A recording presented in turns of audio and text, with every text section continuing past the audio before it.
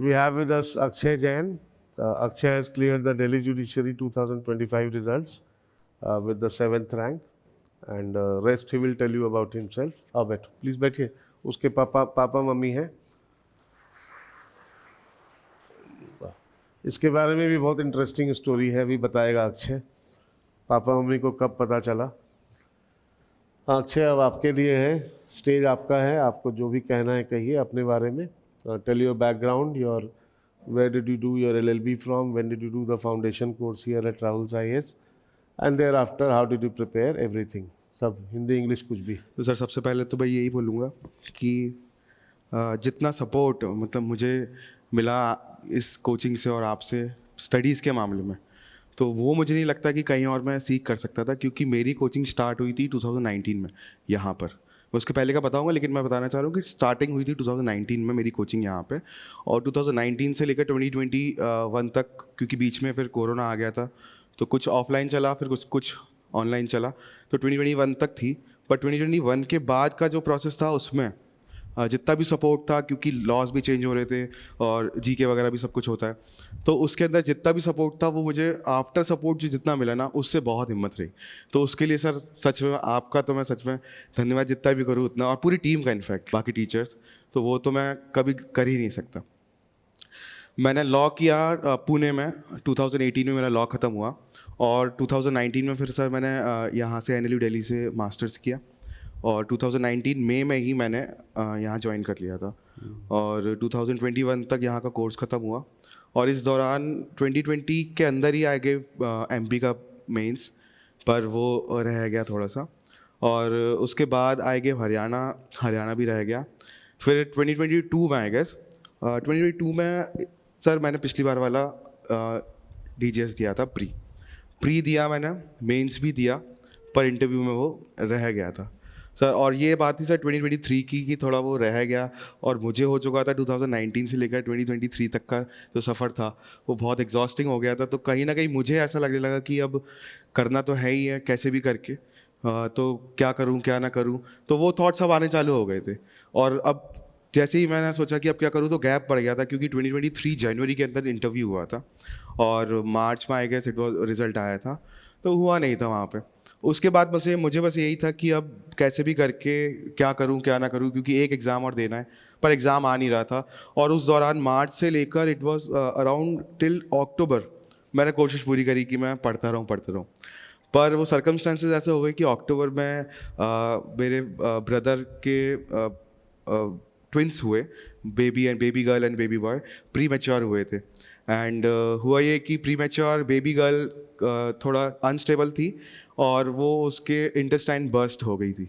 तो we had to come straight away to the Delhi. उसको admit किया, और जैसे ही हम नवंबर में वी केम ओवर हियर, उसको एडमिट किया गंगाराम में. और जिस दिन हमने एडमिट किया इट वाज 4 और 5 नवंबर 2023, और उसको एडमिट करने के दूसरे दिन ही यहाँ नोटिफिकेशन आ गया कि दिल्ली का है. तो अब वो वहाँ से प्रेशर बनता गया मेरे दिमाग में कि अब मैं कैसे करूँगा, क्योंकि एक फैमिली प्रेशर, मतलब प्रेशर तो कभी नहीं, पर मुझे अंदर से लगने लगा कि हमारे घर में ऐसा हुआ है. और फिर एग्ज़ाम भी मेरा दिल्ली हमेशा से एम था कि मुझे वो करना था. तो पर सब ने बोला, घर वालों ने, कि यार तुम एक काम करो, तुम दिल्ली से कहीं और चले जाओ और वहाँ पे पढ़ लो और वहाँ पे सेफली कर लो. पर वो मन ही नहीं मानता था कि यहाँ पे पहले ही हमारे घर में कोई आया है, और baby girl and baby boy, baby girl को इतना सब कुछ हो गया. तो फिर भी मैं यहाँ रुका, पर मैं ये मान के रुका था कि I will try my best, जो होगा फिर देखा जाएगा, जैसे भी होगा वैसा देखा जाएगा. पढ़ा तो था ही पहला बहुत थोड़ा बहुत, पर रिवीजन का कुछ टाइम नहीं मिला. जितना मैंने 2023 में कर चुका था पहले वाले अटैम्प्ट में, उसका मतलब आप समझिए 10% भी मैं यहाँ पढ़ नहीं पाया था इस वाले अटैम्प्ट में. पर फिर भी मेरे था कि देना तो है ही है, जैसे भी देते हैं. फिर यहाँ का मैंने प्री दिया. It was on I guess 16 December, and pre देने के बाद उसका रिजल्ट आया 2 फरवरी में, और मेरा निकला नहीं था प्री. ये वाला प्री निकला नहीं था, और उसमें क्योंकि वो जब मॉडल आंसर की वगैरह आया था, तो उसमें कुछ पॉइंट्स से रह गया था. फर्स्ट लिस्ट में नहीं निकला था. हाँ, प्री 2 लिस्ट आते हैं ना, फर्स्ट में नहीं निकला था. तो प्री मेरा तब निकल नहीं पाया था. फिर उसके बाद तो मैं सोचा कि अब आगे अगर होगा तो देते हैं, जो भी सर्कमस्टांस हुए हैं इट इज़ फाइन, जो होता है नहीं होता. लेकिन कुछ 1 महीने के बाद 1.5 महीने के बाद मैं फॉलो भी नहीं कर रहा था इस चीज़ को। मैं सोचा था कि आगे के एग्ज़ाम्स देंगे, पर 1 महीने के बाद 1.5 महीने के बाद आई गेस किसी ने रिट लगाया हुआ था, तो उस रिट में कुछ मार्क्स ऊपर नीचे हुए और फिर वो प्री निकल गया। पर वो जब तक प्री निकला वो mains I guess hardly 10-20 days थे मेंस देने के लिए। तो फिर जैसे भी करके आई ट्राइड कि अब दे तो देती है। मैंने कृष्णा सर से बात की तो सर ने बोला कि देखो तुम बस अब दो अपना जितना बेस्ट हो सकता है दे दो। पिछली बार इंटरव्यू दिया है तो जैसे दे सकते हो वैसा दो। और मेरे मन में भी ये था कि अगर मैं नहीं भी जाता हूँ तब भी नहीं होना है, और देने जाता हूँ तो at least it is a mock test, तो वो तो देना चाहिए। तो आई वेंट ओवर देयर, और हुआ यह था कि जब प्री नहीं निकला था तब तक का तो घर वालों को पता था कि नहीं निकला है, बस दैट इज़ ऑल। उसके बाद से घर वाले यहाँ से दिल्ली छोड़ के वहाँ चले गए थे घर पे, क्योंकि वो बेबी ठीक हो गई थी तो घर चले गए थे ग्वालियर। और उसके बाद से फिर मैंने जब यहाँ पे मेंस निकला तो मैंने बताया नहीं, ये सोच के कि कभी होता है उसके बाद घर पे निराशा होती है कि नहीं हो पाएगा शायद ऐसे करके, तो मैंने वो बताया ही नहीं कि मैंने मेंस लिखा है। मतलब तुम्हारे पेरेंट्स को पता ही नहीं था? नहीं, ये पता ही नहीं था कि मैंने मेंस लिखा है, क्योंकि मैं भी उस टाइम पे 10 दिन के अंदर 20 दिन के अंदर आई थॉट कि जितना हो पाएगा उतना दूंगा, और नहीं भी होता है तो कम से कम निराशा तो नहीं होगी घर वालों को, एक होप जगती है फिर निराशा होती है। तो मैंने वो बताया नहीं घर पे, और वो अप्रैल में हुआ मेंस के बाद बहुत टाइम लग गया, आता रहा। मैं खुद भूलने लगा कि मैंने मेंस लिखा था, क्योंकि it was in December I guess, January 7 I guess की रिजल्ट आया। बहुत टाइम लग गया था। हाँ, तब मुझे उससे पता चला, वो बोलता है कि अरे तुम्हारा लगता है हो गया डीजेएस का ये एंड ऑल। तो मैं तो पहले इसी चीज़ में था कि I don't know what have I written, but I think it was something which made me to give the interview. तो मैंने सोचा कि ठीक है चलो, जो जैसा भी हुआ है अच्छा ही हुआ होगा, या फिर ऐसे भी मेरे दिमाग में ये भी था कि सीट्स अगर इतनी हैं तो 3 टाइम्स बुलाते हैं, शायद हो सकता है पीछे का हो, मे बी ऐसा सोच के मैंने सोचा कि चलो इंटरव्यू अब देते हैं। और 1 महीने के अंदर इंटरव्यू हुआ, 18 फरवरी को इंटरव्यू था। आई गेव द इंटरव्यू के बाद भी आई वॉज लाइक कि चलो अब मैं एक बार घर पे जाकर ये और बोलूँगा कि देखो बिना कुछ किए, अगर मुझे यही लग रहा था कि कुछ नहीं निकलेगा तो मैं ये बोलूँगा कि देखो बिना कुछ किए आई गेस इतना निकल गया, तो घर वालों से बोलूँगा कि मैं एक अटेम्प्ट और देना चाहता हूँ। ये मैं सोच के बैठा हुआ था। और परसों I guess it was on day before yesterday it was the result I came, and I was with my friend, I was at my friends home यहाँ पे दिल्ली में ही। तो रिज़ल्ट आया, मुझे नंदिता मैम का फ़ोन आया एकदम से शाम को 7-8 बजे कुछ आई गेस। तो मैंने फ़ोन उठा के उनसे पूछा, तो मैम ने बोला अक्षय, और मैंने कहा यस मैम। तो कहते बेटा ये आपका ही नाम है ना? तो मैंने बोला मैम किस चीज़ का नाम? तो बोलते बेटा लिस्ट आई है डीजेएस की। तो आई वॉज वेरी शॉक्ड कि मैम कब आया रिजल्ट, क्या है क्या नहीं? तो मैम बोलते बेटा आपका ही नाम है ना अक्षय, जैन 7th है। तो आई वॉज सो शॉक्ड। मैंने बोला मैम मुझे आप ना मेरा एडमिट कार्ड लीजिए और मुझे बताइए कि ये मैं ही हूँ कि नहीं, क्योंकि वो ऐसा प्रोसेस था कि मैं बिल्कुल ही एक होप छोड़ चुका था किसी भी चीज़ के लिए कि होगा कि नहीं होगा, but I was very sure कि मुझे अगली बार एक बार और देना है ऐसे करके। तो मैम ने देखा और मैम ने बोला बेटा आप ही हो। उसके बाद से तो मैं फ्रेंड के यहाँ पे था, and he is my friend Sahil, वो पूरी जर्नी उसने मेरे साथ देखी है। तो he cried a lot with his mom, and I was also like कि अब मेरे को कुछ समझ में ही नहीं आया, क्योंकि I have been living away from my home for the past 16 years. तो क्योंकि पहले हॉस्टल एंड देन लॉ किया पुणे में, फिर उसके बाद दिल्ली। तो इट वाज अ प्रोसेस कि उसमें मैं मतलब it was very good also, it was very overwhelming. तो वो डाइजेस्ट होने में कुछ टाइम लगा। फिर मेरे दोस्तों ने बोला, मतलब जहाँ मैं था उन्होंने बोला कि घर पे बता दो कि फ़ोन पे। तो मैंने कहा देखो अभी मैंने उनको यही नहीं बताया कि मैंने पेपर दिए हैं, तो मैं चाहता हूँ कि अब उनको सामने ही बताऊँ जाकर। तो the very next day I book the train and I went to Gwalior, I think day before yesterday. And मैं घर पे गया एंड एवरीबडी वॉज कैजुअल, क्योंकि मैं अक्सर घर पे जाता नहीं हूँ पेपर के चक्कर में, ना मैं शादी कुछ हो या फंक्शन हो, आई ऑलवेज लेफ्ट देम। तो मैं अक्सर ऐसे एकदम से तो पहुँचता ही नहीं हूँ, पहले ही पता होता है कि इस दिन आएगा या उस दिन नहीं आएगा। और अचानक से मैं पहुँचा and I had laddoos with in my hand. तो मैंने मम्मी को जाके मुंह में रखा एंड मम्मी बोली कि क्या है एकदम से, किस सुबह सुबह एकदम से। एंड मैंने रखते ही बोला कि मम्मी मैं जज बन गया दिल्ली में। And she was very shock, she told me कि क्या बोल रहा है, और नहीं चेक करो, फिर से चेक करो। एंड देन फिर हम पूरे 1 घंटे तक तो we were all like you were like this only. तो ये पूरा प्रोसेस रहा।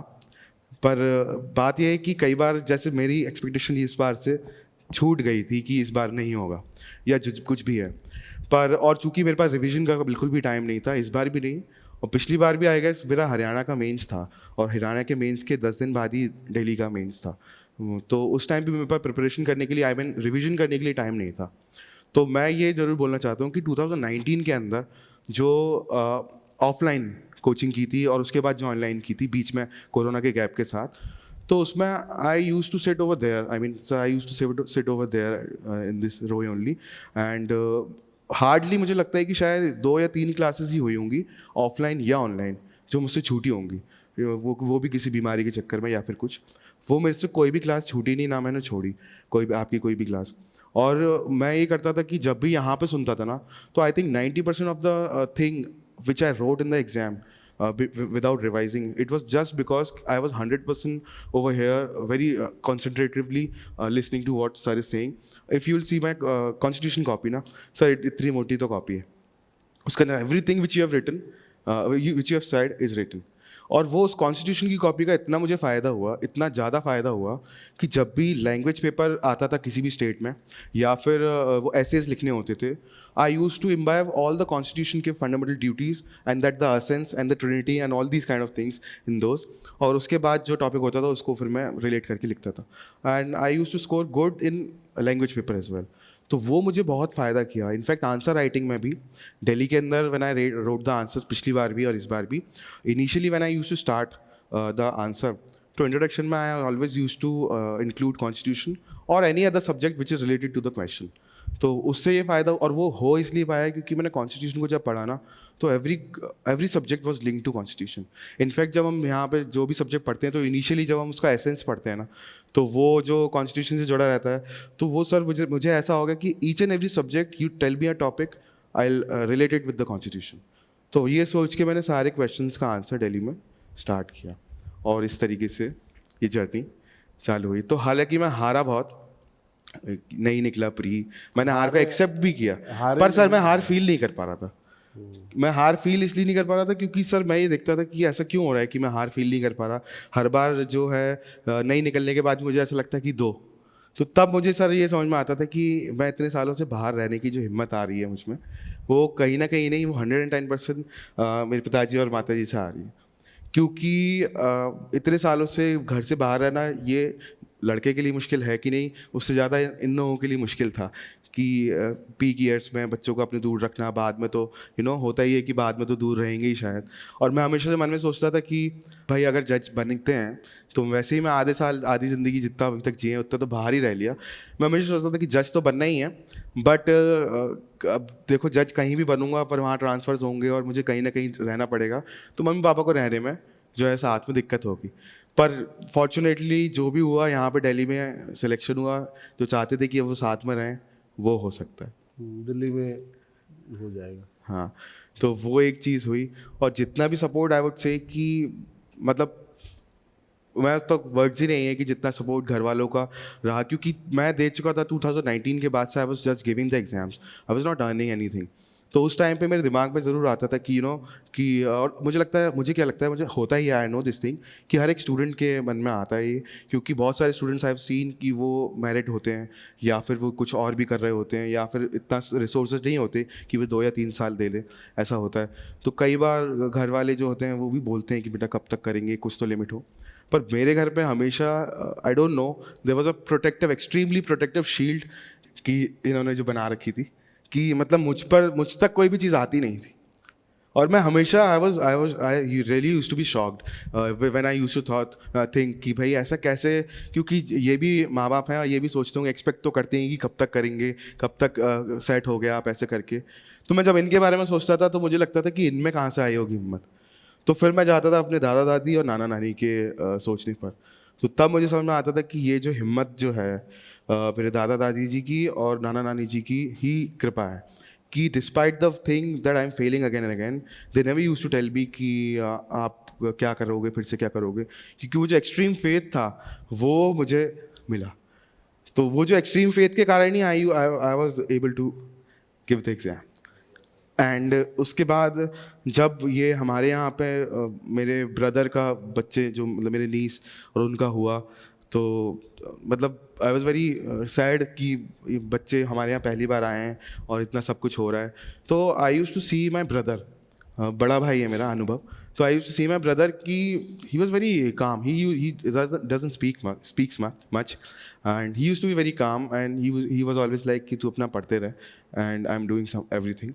तो मैं सोचता था कि मैं इंडियन ही सोचता था, मैंने किसी को कहा नहीं कि मतलब कहने को वो उसके बच्चे हैं, बट वो उनको भी देख रहा है इतनी परेशानी के साथ भी, and he saying to me कि तू भी अपना कर।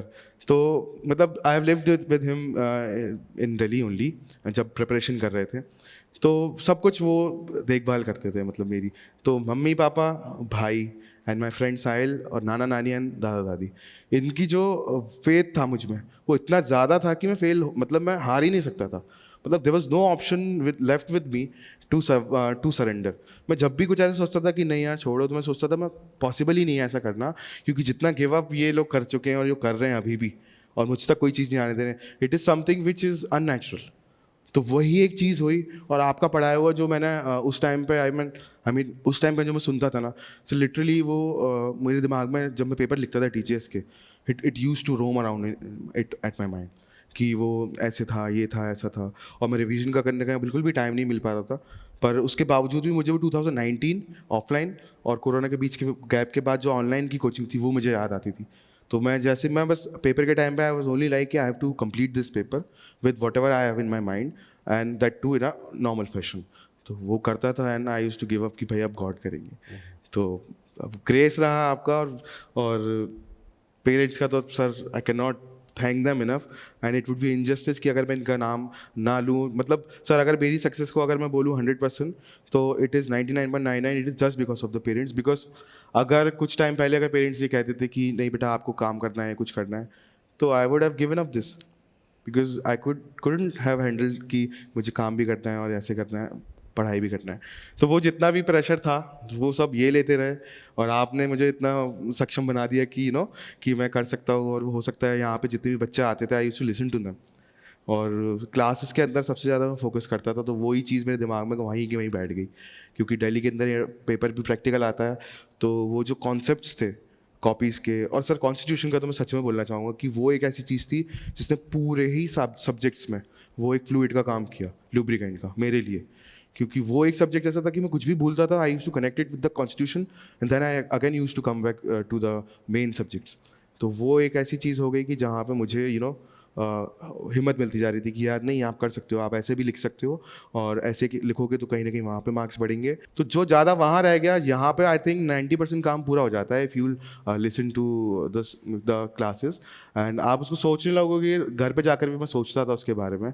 ऊपर से मेरा रूटीन भी ऐसा था कि मतलब सर मैं जैन हूँ, तो मैं रात को नहीं खाना खाता, और मतलब वो जो भी होते हैं अंडरग्राउंड बीट रूट्स वो सब भी नहीं खाते हैं। तो मेरा तो 6 बजे के बाद फ्री हो जाता था, तो मैं यहाँ पे पढ़ता था 8 बजे तक, और उसके बाद फिर घर जाता था, घर पे थोड़ा बहुत पढ़ता था, और फिर सुबह यहाँ पे जर्नी चालू हो जाती थी कि मेट्रो से आना। I used to live in Laxmi Nagar, और यहाँ पे लक्ष्मी नगर से यहाँ पे आते आते मैं न्यूज़पेपर पढ़ लेता था, और यहाँ पर आकर मैं क्लासेस करता था। क्लासेस के बाद यहाँ पर सर मैंने उस टाइम पे एक चीज़ की थी कि जो सब्जेक्ट्स चल रहे थे उसके अलावा भी I used to read the copies, जिससे मेरा जल्दी कुछ ना कुछ हो जाए। तो वो किया सर। अक्षय का मेंस में 3rd हाईएस्ट है। In the mains he has got the 3rd highest marks. He has got 560 in the mains. That is very high. Topper, the first ranker है, she has got 591 Yes. and he has got 560. Interview में कम आया तुम्हारा। Interview में it is 80 marks only, तो वो कम है। तो interview में क्या? हाँ सर, इंटरव्यू का ऐसा था कि I went in and they told me to sit, I set, and then sir एक जस्टिस थे, उन्होंने पूछा मुझसे कि आपके बैकग्राउंड घर में कोई है क्या लॉ, तो I said yes my father is a lawyer. तो then that was the question, and then again जो दूसरे थे रजिस्ट्रार, उन्होंने पूछा कि टीआईपी के बारे में डायरेक्टली। अच्छा, उससे पहले सर उन्होंने पूछा कि which is your good subject और फेवरेट, तो आई सेड एविडेंस। तो दे सेड कि have you all consulted before that you will all say evidence, तो I said no ma'am, you can take any other subjects also if you wish. तो ma'am ने बोला कि no evidence. तो उन्होंने TIP के बारे में पूछा, अकम्प्लिस के बारे में पूछा, and I give the answer. फिर उन्होंने टीआईपी के एविडेंशियरी वैल्यू के बारे में पूछा, वो मैंने बताया, and then sir it was over. तो आंसर तो तुमने ठीक दिया हाँ होगा। Sir, evidential. वगैरह पे तो हाँ बहुत अच्छा They were very simple, and accomplice also I gave. They were very one-liner answer questions, so I gave it. And Then why did you get 80 only? I don't know, sir, because the earlier interview also I scored 80 only. अच्छा, It is because of the Bains, I guess. I don't know. पता नहीं. तो हो सकता है वहाँ पे बोलने के स्टाइल में कुछ उनको दिखा हो. Maybe. Maybe. चलो ठीक है. Many congratulations that you are a judicial officer Yes, sir. in Delhi now. अब तो दिल्ली रहोगे जी जिंदगी सर, भर. जिंदगी भर. पापा मम्मी भी दिल्ली आ जाएंगे. यही सपना था कि पहले हमेशा मुझे लगता था कि मैं इतने साल बाहर रहा हूँ. Since 2009 I am living away from my parents. तो मैं ये सोचता था कि कहीं ना कहीं साथ में रहने को मिल जाए. पर मैं सोचता था प्रोफेशन में ऐसा चुन रहा हूँ कि जहाँ पे मुश्किल होता है ट्रांसफर्स एंड ऑल. पर वो कहीं ऐसा हो गया कि अब चांस ऐसा तो मिल दिल्ली में तो एक ही मकान में रहना है ना आपने. हाँ दिल्ली में ट्रांसफ़र का चक्कर तो है नहीं. जी. मतलब आपका मकान तो एक ही रहेगा ना. तो you will be stable there no. तो पेरेंट्स भी अपना आराम से साथ में रह सकते हैं. चलो सर एक चीज़ कहना चाहता हूँ कि स्टूडेंट्स के अंदर जैसे आई वाज मतलब I was taking this journey alone with my parents obviously impliedly. तो स्टूडेंट्स के अंदर जैसे मैंने देखा है, जो मुझे भी होता था कई बार, जैसे सब स्टार्ट करते हैं, सब कुछ होता है, तो वो कहीं ना कहीं स्टार्ट होने के साथ साथ जैसे ही टाइम बीतता है ना, तो वो थोड़ा सा प्रेशर आना चालू हो जाता है स्टूडेंट्स के माइंड में. और प्रेशर भी इस तरीके का रहता है कि अब कैसे होगा, क्यों नहीं हो रहा या ऐसे. तो मैं यही बोलना चाहता हूँ कि कई बार ऐसा होता है कि you are eligible, but sometimes the thing is that कि सर्कमस्टांसेस आर नॉट सच कि जितनी सीट्स हैं कभी कुछ ऊपर नीचे होता है. तो you should not give up. क्योंकि मतलब अगर मैंने गिव अप कर लिया होता तो मैं फिर गिव अप ही हो गया था. मतलब I gave MP mains, Haryana mains, Delhi का इंटरव्यू पहले, उसके बाद भी इंटरव्यू. सर्कमस्टांसेस भी कुछ ऐसे थे कि जहाँ बहुत मुश्किल होते जा रहा था कि मैं समय बढ़ते बढ़ते, उम्र बढ़ते बढ़ते वो बहुत ही मुश्किल होते जा रहा था कि मैं एग्ज़ाम दे सकूँ. तो मुझे वो काम आया सारा जो मैंने यहाँ पे क्लासेस में सुना था लिटरली, क्योंकि टाइम बहुत कम था. दूसरा सबसे ज़्यादा काम यह है कि जिस टाइम पे पेपर निकलता है तो जो मटेरियल आता है दिल्ली के लिए जो कोचिंग से मिलता है, उसके अंदर एसेज वगैरह के लिए जो लीगल करंट होता है ना, that was very phenomenal sir. That is very phenomenal. मतलब इट इज़ समथिंग कि वो पढ़ते ही मुझे और कॉन्फिडेंस आ गया कि चलो लैंग्वेज का paper I can score. I don't have time. तो लिटरली वो 20 दिन के दौरान में मैंने कहीं ना कहीं ज़्यादा से ज़्यादा 10 दिन यही पढ़ा था. तो आई गेस वो उसमें भी मेरे सबसे हाईएस्ट हो गए GK के पेपर में. इसमें 173 आया है. यस. तो I guess it is fourth I guess. तो वो ऐसा रहा. Very good. चलो we are all very proud of you. पापा कुछ बोलेंगे? पापा या मम्मी कुछ?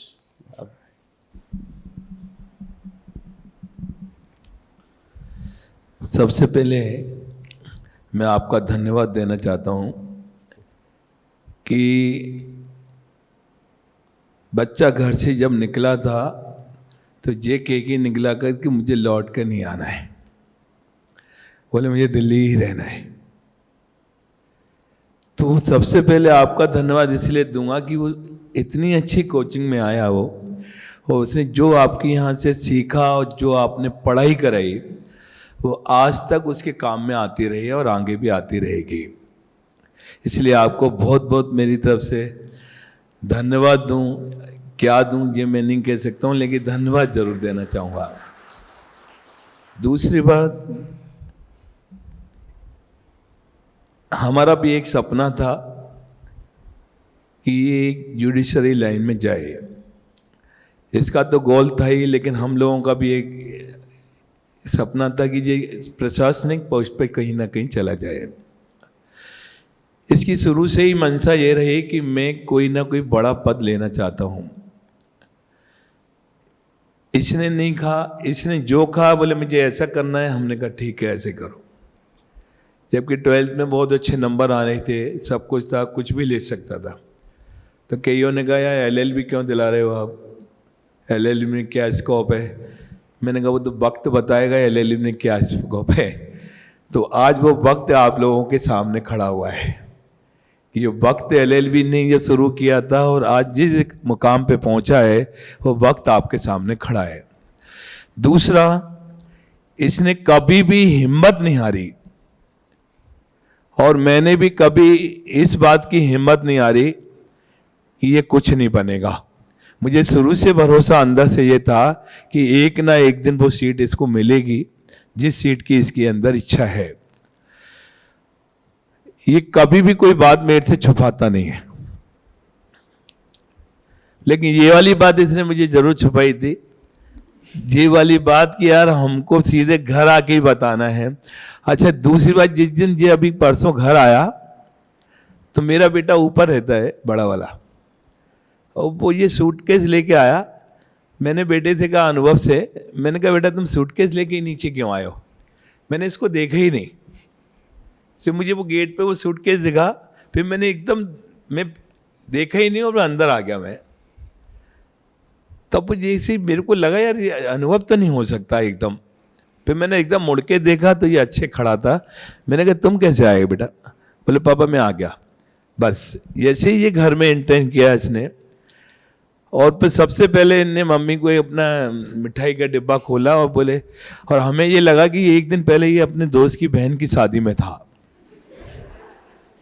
तो सबको ये लगा कि यार ये मिठाई उनकी लेके आके खिलाना चाहता है। तो मम्मी इस पे चिल्लाई कि यार तू पहले हाथ धो।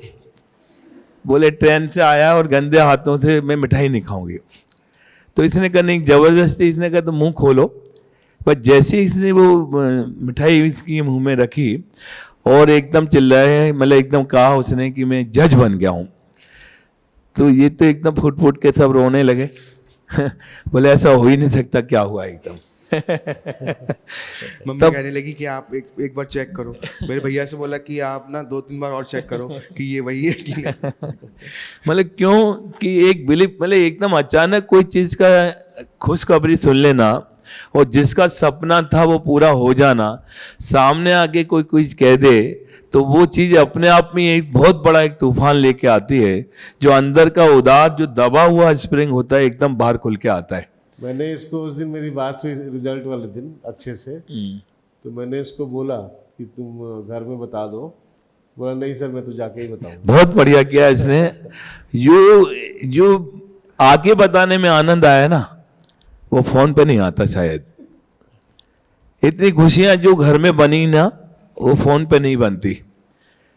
फिर हम घर आए, फिर दादा दादी के यहाँ में जे गया, सब पूरी फैमिली आई, सबने एकदम स्वागत किया घर में, सबने एक क्योंकि दूसरे मेरे का। दादा दादी एंड नाना नानी का जो हमेशा से आशीर्वाद रहता था, तो वो हमेशा मुझ पर बहुत भरोसा करते हैं।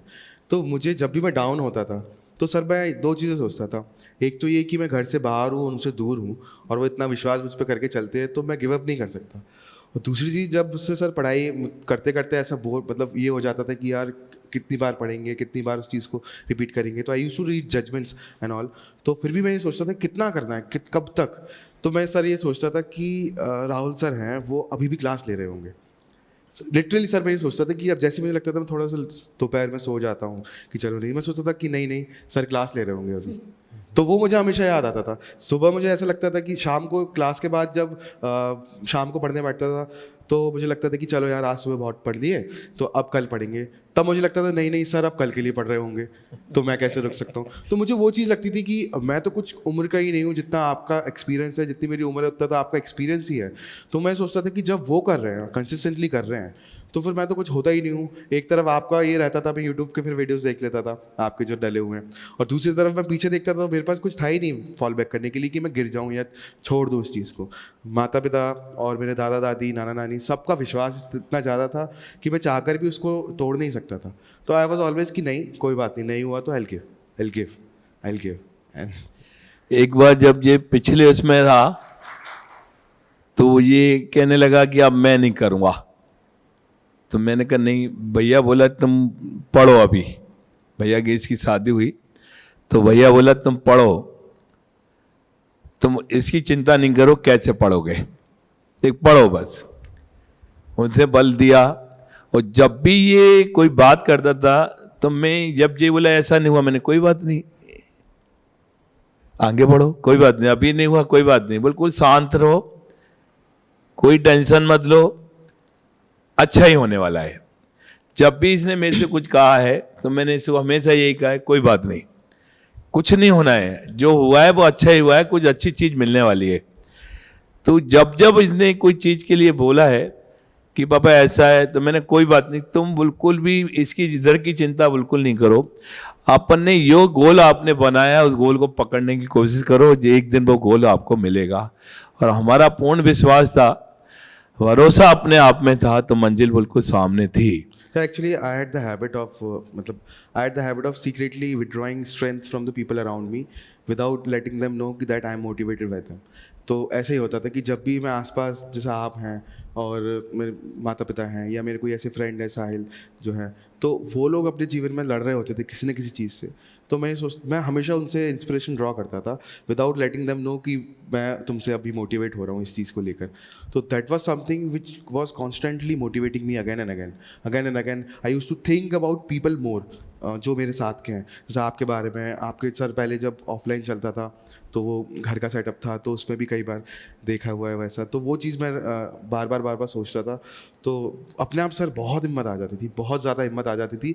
इनफैक्ट पर्सनल लाइफ में भी, जब पर्सनल लाइफ तो बहुत ही अप डाउन हो जाती थी, बहुत हो चुकी थी, बहुत सारे लोग भी आए जो मुझे लगता था कि सपोर्ट करेंगे, तो जब मैं घर वालों से सपोर्ट ना सीख करके बाहर सपोर्ट करने की कोशिश करता था, तब तक मैं गिरता गया कि नहीं हो पाएगा। जैसे ही मैंने वो छोड़कर फिर से अपने आप पे भरोसा करके यही सोचा कि जो है ऑलरेडी वो ही सब कुछ हैं, तो वो सर अपने आप हो गया सर फिर।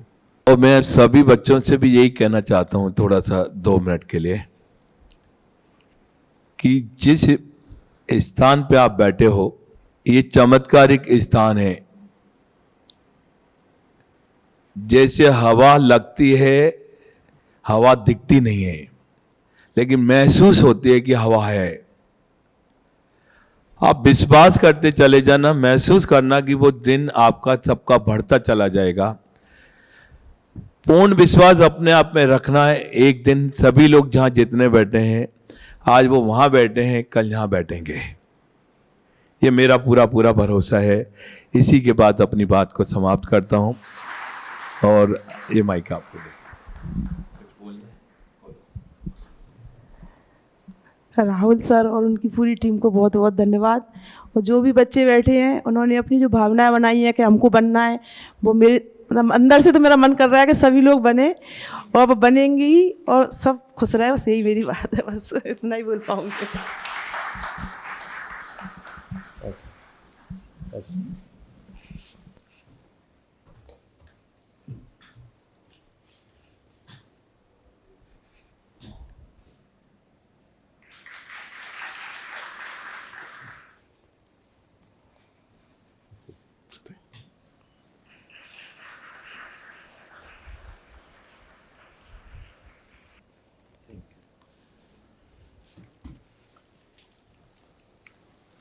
तो थैंक यू सब, एक बार आपसे गले मिल सकता हूँ? हाँ हाँ जरूर। खुश।